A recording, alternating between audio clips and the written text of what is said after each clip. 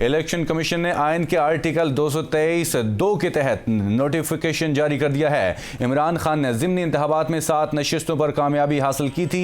Article 223(2) के तहत 1 से ज़ायद सीटों पर कामयाब रुकन को 30 दिनों में बाकी नशिस्तें छोड़ने का पाबंद है। मजीद जानते हैं सईद बलोच से। जी सईद बलोच, क्या तफसीलात है आपके पास? जी, ये आज इलेक्शन कमीशन ऑफ पाकिस्तान की जानिब से ये नोटिफिकेशन जारी किया गया है, जिसमें चेयरमैन तहरीक इंसाफ इमरान खान को 6 नशिस्तों पर डी नोटिफाई कर दिया गया है। इस हवाले से गुज़श्ता साल कौमी असम्बली के ज़िमनी इंतखाबात हुए थे, जिसके बाद इमरान खान को कामयाब करार दिया गया था और आर्टिकल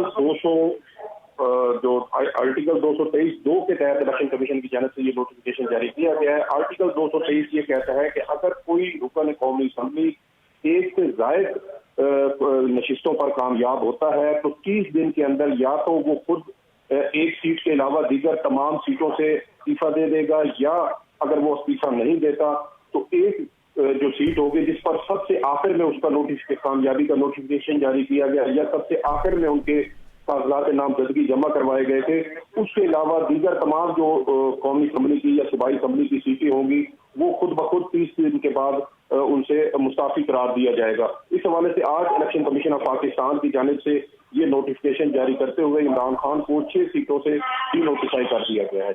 इमरान खान को 6 सीटों से डी नोटिफाई कर दिया है। आप हमें तफसीलात से आगाह कर रहे थे सईद बलोच, बहुत शुक्रिया।